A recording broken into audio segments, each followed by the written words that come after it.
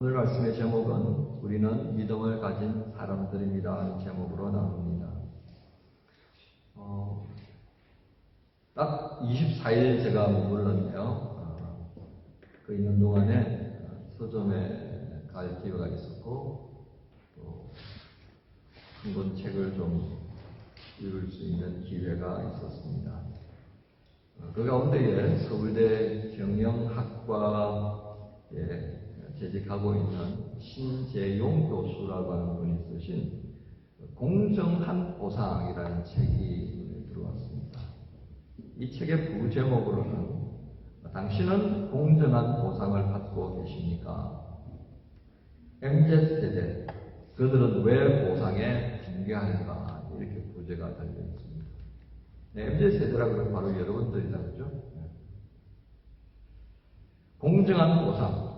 어쩌면 이 타이틀은 지난 대통령 선거에 있어서 굉장한 이슈를 만들었던 내용입니다. 그렇게 해서 공정과 상식이라는 내용이 이제 등장합니다. 공정과 상식. 그걸 통해서 검찰총장이었던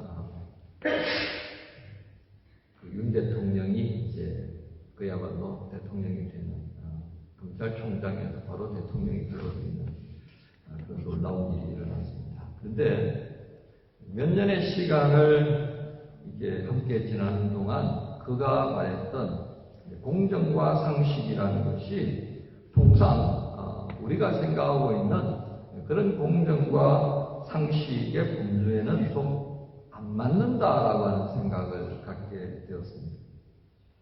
즉, 그가 말하는 공정과 상식, 그것은 통상 우리가 생각하는 모든 사람에게 동일하게 적용되어지는 그런 의미가 아니었다라고 할 것입니다.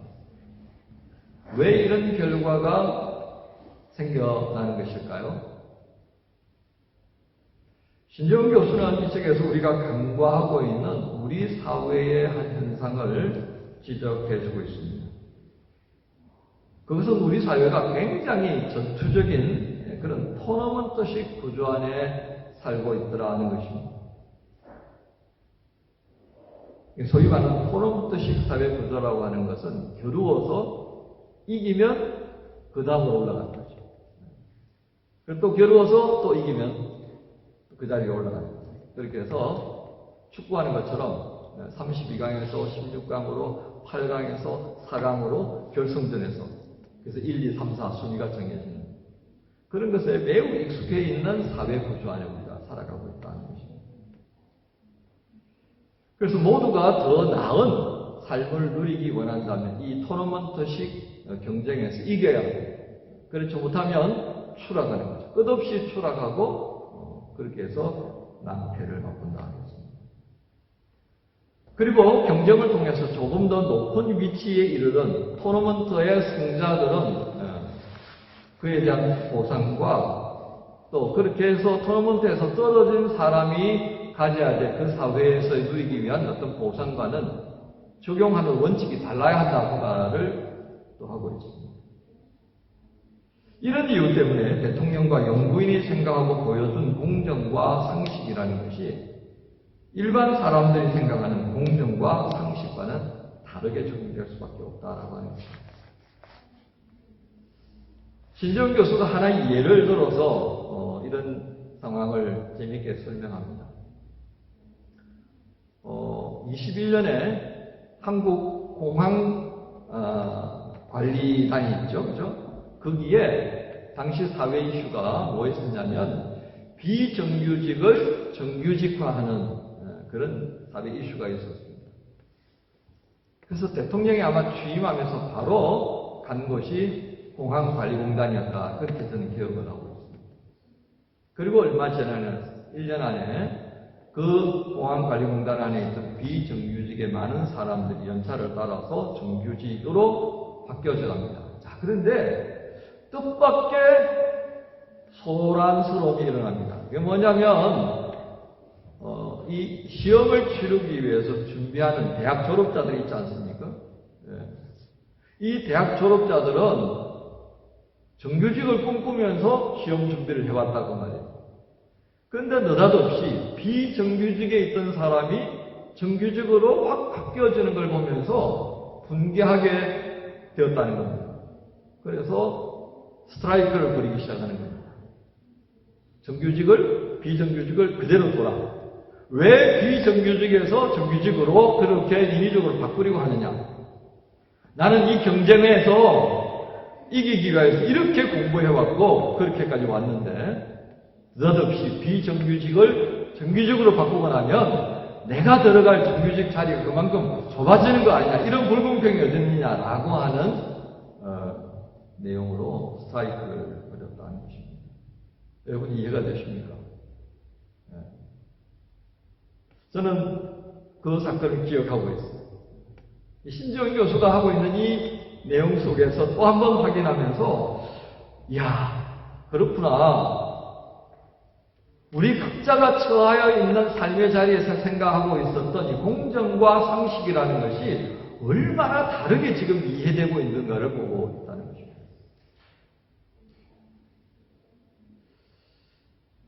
실제로 우리 사회의 제일 상층의 어떤 하이라이트, 제일 높은 어떤 그런 자신감을 가지고 살아가는 검사들이 생각하는 공정과 상식이 다르게 적용되고 있는 것을 우리가 보죠.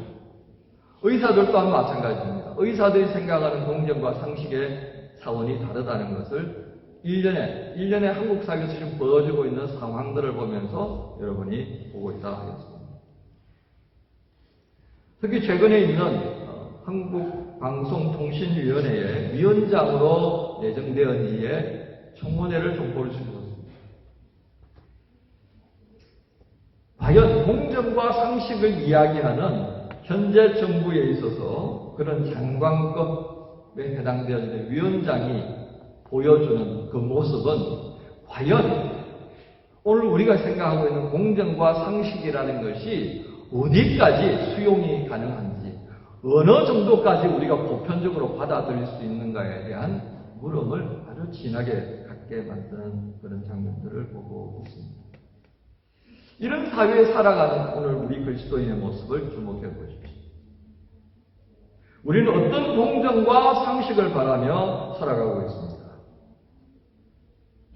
앞서 있는 사람들처럼 나 역시 내가 이룬 어떤 업적, 어떤 성과에 근거하여서 나에게 적용되어야 할 공정과 상식을 다른 어떤 누군가가 생각하고 있는 그것과 다르게 헤아리고 있는 것은 아닐까 하는 것입니다. 분명한 것은요, 우리는 믿음을 가진 사람으로서 세상의 기준에서 또는 내가 정한 기준에서 바라보는 공정과 상식이 아니어야 할 것이다 하는 것입니다.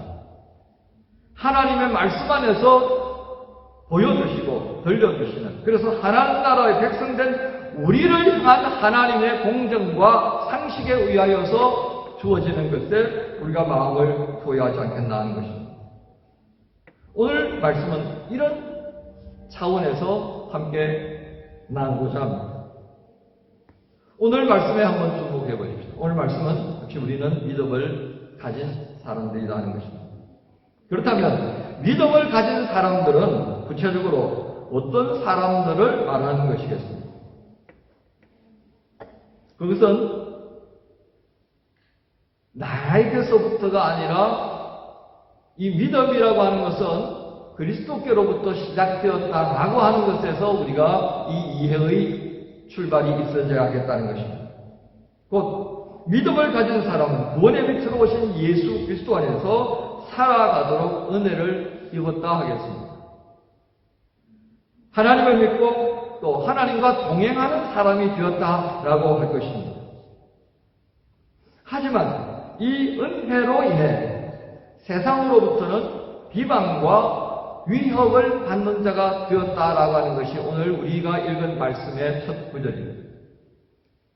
여러분, 이 비방과 위협을 받는 이유는 분명합니다. 세상에 정한 토너먼트식 삶의 어떤 방식을 거부하기 때문에 그렇다는 것입니다.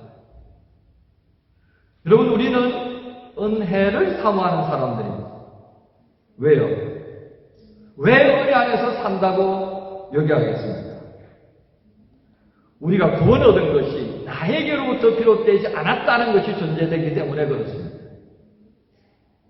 여러분, 우리의 구체적인 삶의 다리로 한번 돌아가 볼까요? 우리 삶에 있어서 모든 수고의 마지막 끝자리 1%는 누구에게 속했다고 생각하십니까? 그것까지도 여러분에게 속한 것이라고 여기십니까? 아닐 것입니다. 잠언 16장 1절에 이렇게 말씀하고 있습니다. 잠언 16장 1절에 계획은 사람이 세우지만 결정은 주님께서 하신다 하셨습니다. 그렇습니다. 여러분, 음악을 하는 지체들은 이 말씀에 매우 공감할 것입니다. 연주하기 전까지만 하더라도 만족스러웠을 것입니다. 그런데 크로모 자리에 서기만 하면 뭔가 아쉬움이 남는 연주가 되더란 말이죠. 왜 그래요? 1%가 남아있기 때문에 그렇습니다. 아무리 내가 자신만만하게 그 연주를 준비했다고 하더라도 그 1%까지는 내가 장담할 수 없다는 것을 여러분 연주하면서 경험했을 것입니다. 그게 바로 뭐예요? 하나님께 속한 영입니다.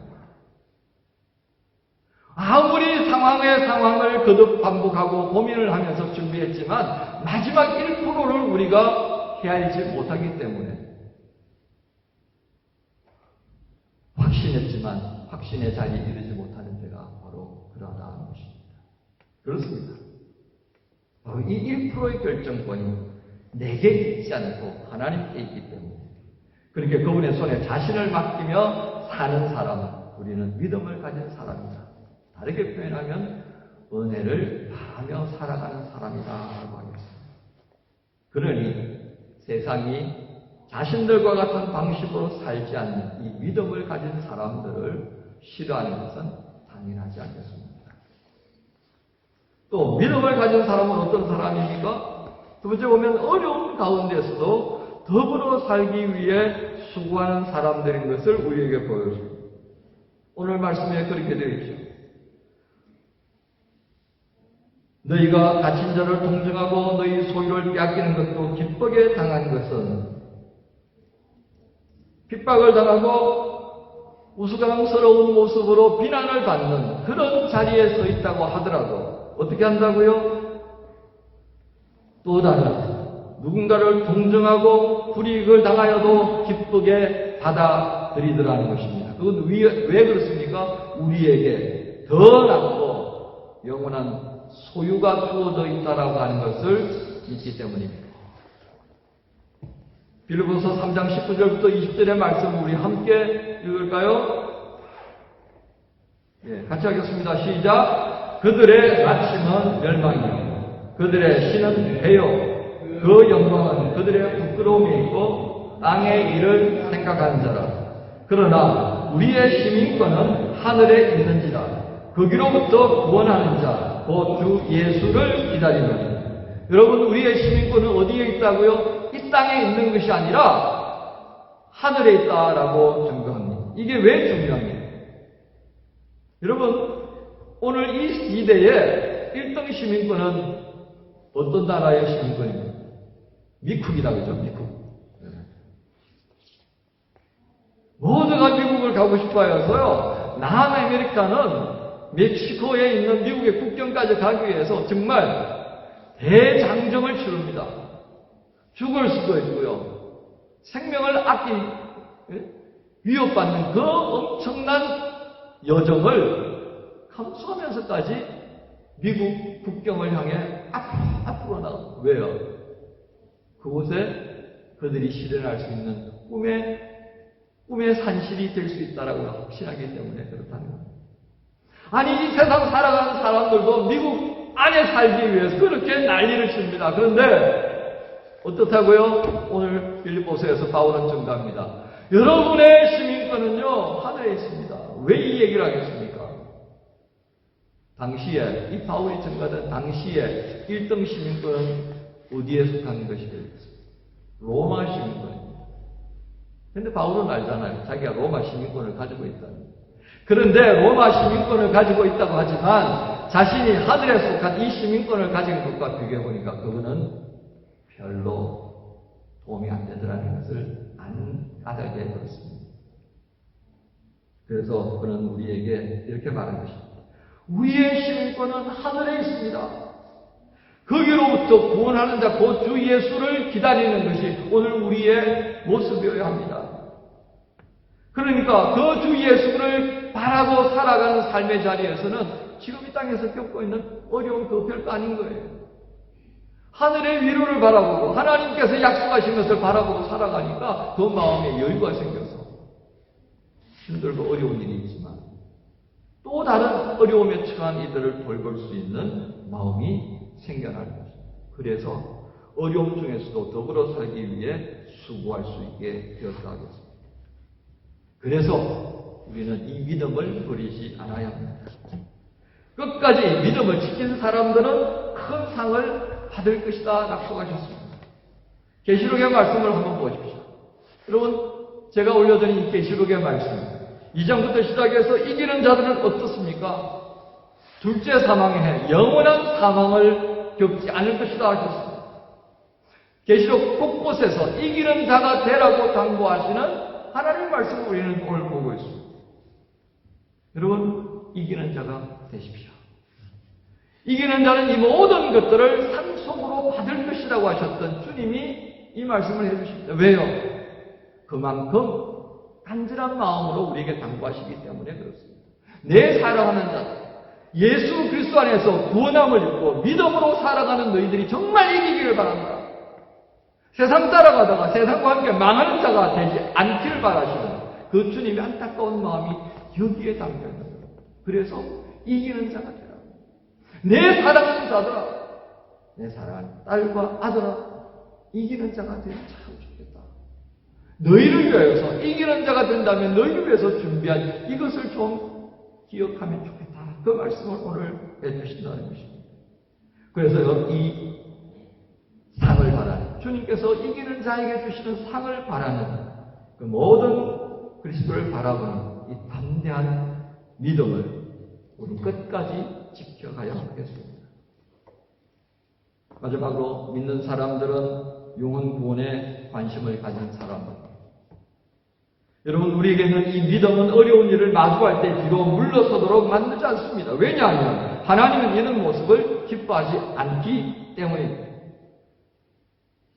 믿음을 가진 사람은 이 세상에서 얻는 것에 만족하지 않습니다. 세상의 마지막은 멸망인 것을 너무도 잘 알기 때문에 그렇습니다.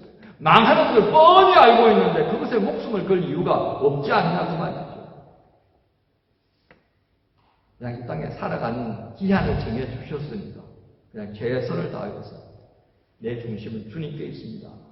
그러면서 이 땅에 유익함을 주기 위하여서 사는 겁니다. 그 유익함이 무엇이겠습니까? 위로하고 격려하고 영혼의 구원을 위해서 수고하는 것이다 하는 것입니다.